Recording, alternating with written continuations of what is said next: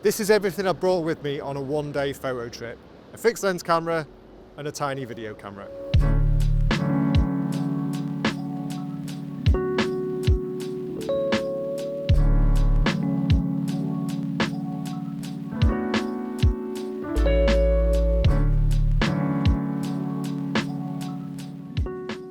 I feel like quite often when I've been out shooting before, I have this anxiety around not having the right stuff with me. And in the past that's led to me packing pretty much all of the lenses I have to cover all eventuality.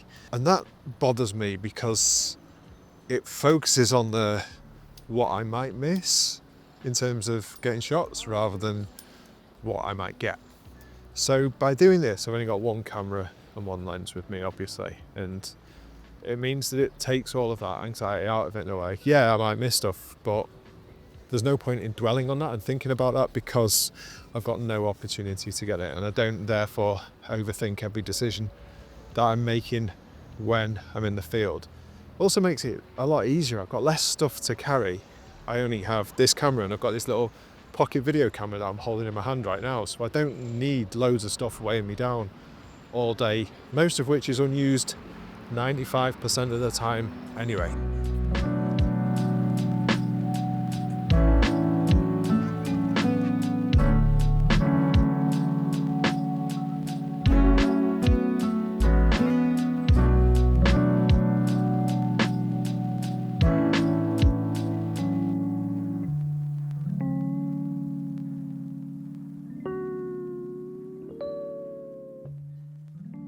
Because I've got this smaller, lighter camera with me, it means I'm wearing it around my neck all the time, so it's always available for me to use. If I'm using my bigger Sony camera, it's typically going to be in my bag, so I don't want it pulling down on my neck all day because it's quite heavy.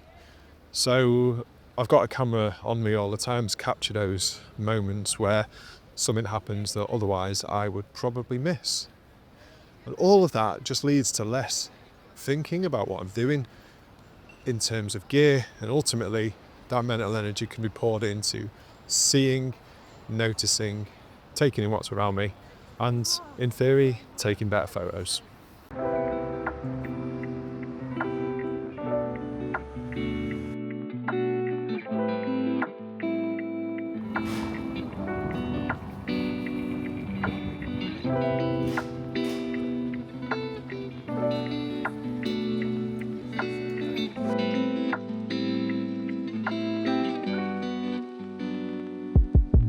So I've come down to London today and I'm here for most of the day. I think I'm here till just after sunset. I'm supposed to be here a little bit earlier, but UK trains happened. Previous me probably would have come on something like this and brought my A7 R5, potentially a video camera as well, maybe a tripod just for the videoing, but maybe not today because I'd have just had too much stuff to carry.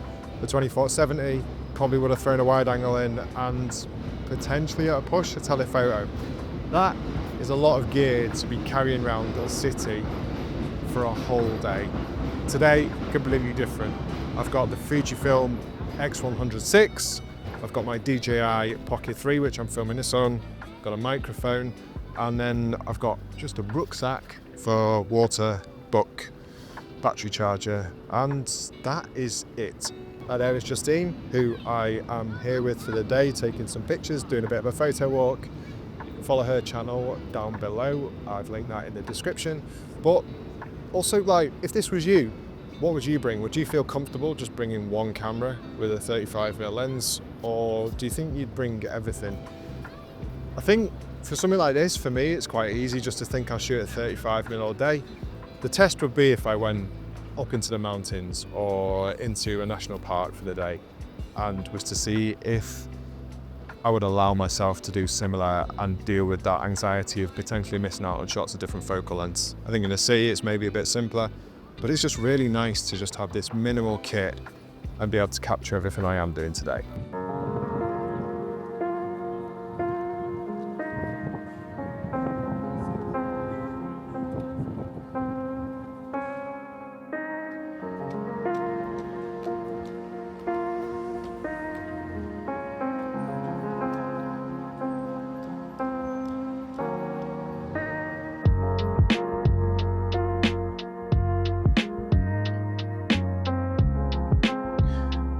I want to just quickly talk about this image because honestly, I think it's probably my favorite one of the day, but there's a big flaw with it, and the guy in the hat isn't in focus. So this is it on my screen, but the background is sharp. This guy isn't, and I tried to take another shot of him, but we got too far down the bridge and it just didn't work at the top with the height and the framing of the bridge over him. And I was unsure whether to include this or not because of the technical flaw, but I like this image so much that at the last minute after I printed it, actually, I decided I'd put it in. Let me know what you think. Is it a good enough image, even though the focus is on the background rather than on the guy in the hat?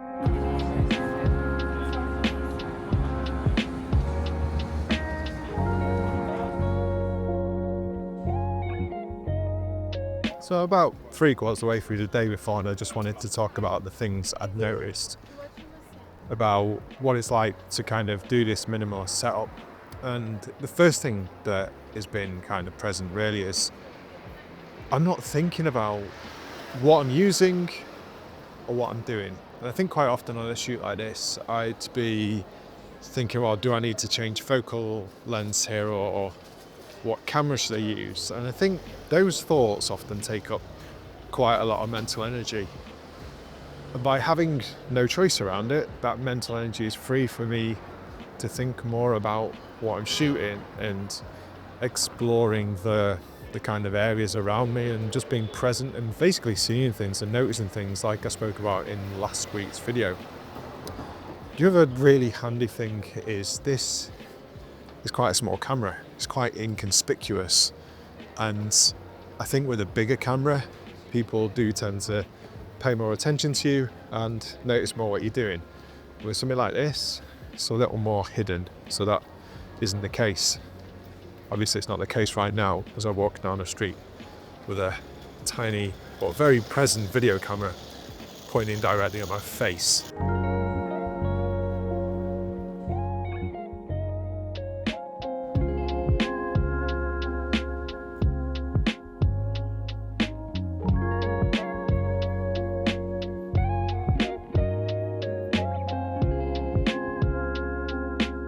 That'll do. I don't know if it even pressed it. Oh. Okay, I might pass out. Now, I'm not a big city guy. I spend most of my time out and about in the countryside rather than in the city. So when I'm out doing stuff like this, I often feel quite self-conscious, especially when I'm taking pictures of people. It might not appear that way right now, given that I'm talking to this, but I find doing this easier than pointing a camera at someone and potentially getting caught taking their photo. Quite a lot of the time I want to take a photo in the most natural way, generally with people's faces hidden, because I just want the picture of them within the scene. That's what I'm trying to achieve. As I've gone on with today, because I've got this smaller camera, because it is a bit more inconspicuous, and because I'm not worrying about the gear, I feel like I've grown in confidence in being able to get different shots of people interacting with their environment. And I think in a city like London, that's a really cool thing to do, because that's just what's going on around us. That's life, and that's documenting the things that are happening, and that's why I really enjoy doing my photography. The size of the camera has also been really useful because it's light. I can either hold it in my hand on a wrist strap like this, or I can put it around my neck, and I had it around my neck most of the morning. I had no need to put it in a bag at any point because it's too heavy and because it's annoying me. That doesn't even come into it. So for doing something like this, to me, that's just the perfect setup. I now have no idea where I am, because when I walk and talk to a camera like this, I completely lose track of where I'm going and what I'm doing.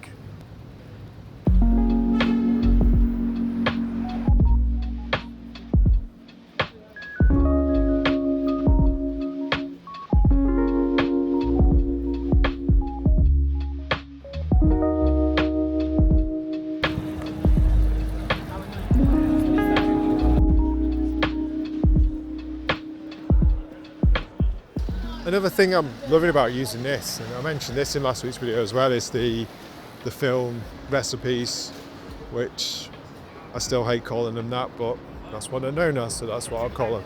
I really enjoy using and testing out different ones of those to get different looks straight out of camera. On days like this, I want to be able to take my images and be able to do something with them straight away, rather than have to edit them and everything else. And some of the ones I've been trying out are really nice, and these are ones I've found online in different places. If you're interested in hearing more about them and how I actually put them on the camera and how I use them, let me know below, because I'm thinking about doing a video about this camera in particular. The recipes can be used on different Fuji cameras, but I think that is something that people are getting more and more on board with their photography, because let's be honest, people don't want to sit at a computer for hours on end editing photos. They want to be out and about like this, taking photos, because that's where the joy comes from.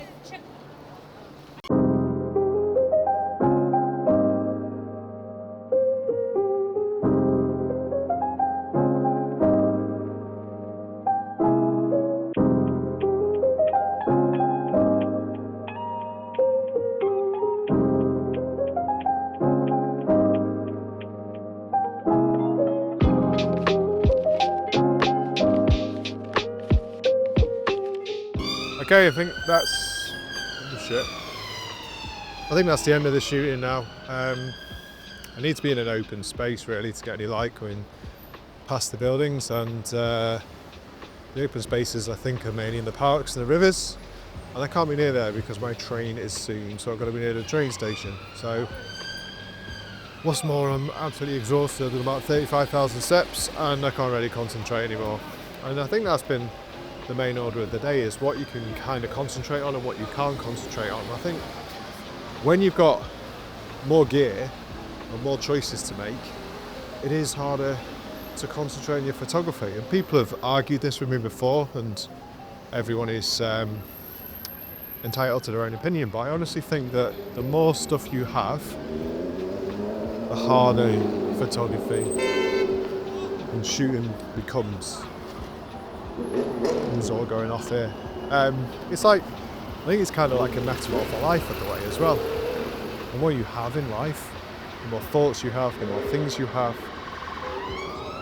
the harder life is. And the more you can let go of those things, I think the easier life becomes. This might be the ramblings of a very tired man, but it's something to think about. So despite all the noise and chaos of London there at the end, I actually think that reiterated my point, because with all that going on, it was quite hard to focus on what I'm saying. And it's just the point I was making really. The more you have going on, the harder it is to concentrate on a thing you have doing. And to me, that means the more stuff I've got with me, I've said this over and over again, the harder photography becomes for me. So I think simplifying it as much as you possibly can only be advantageous to your photography. I really enjoyed my day in London anyway, and I got some stuff that I really like. Now that I've spent some time looking at the images, I can actually see what I was trying to do on the day a bit clearer. It might not have been obvious to me at the time, but I feel quite isolated in a way when I go to a busy city, which sounds crazy because there are so many people around, but I feel more on my own. And I've written a bit of a blog about this and put the images in that blog, which you can find linked below. I've also mentioned how my camera was set up on the blog and linked to the recipes that I was using whilst I was down in London. Some of the images aren't quite my normal style, but I really enjoy sometimes exploring slightly different things. And when there's lots of people around, and there's not often lots of people around when I'm out shooting, I think it's good to explore these different ways of shooting, and it can only improve our creativity. In the last video, a couple of people asked if I'd used a mist filter with my X100, and yeah, I have. I've got just in here I think it's an 8th mist filter, which just adds a bit of glow and character to some of the images, and the stronger the light source is in the images, the stronger the glow is. And I've talked about mist filters in videos before. I'm using one now, which is why that light up there is glowing a little bit. And before I go and print a couple of images that I took in London, I just wanted to quickly mention Music Bed. This video is not sponsored by Music Bed at all, but Music Bed have partnered with me recently, and that is where I get all the music for this channel. And I really like music as a way of storytelling and creating a mood, and I think the music I used in this video really echoes the mood of the images, and that's just something I really like doing. It as a part of filmmaking I'm really keen on. So if you're a filmmaker or a YouTuber and want to check Music Bed out, there's a link to 2 weeks of Music Bed free in the description below. As ever, thank you for watching. I challenge you to just go out with one camera, one lens, maybe even on a dedicated trip like this, and just see how that impacts how you think about your images, because I think it's a really valuable exercise to do. As ever, thanks for watching. I'll see you next week.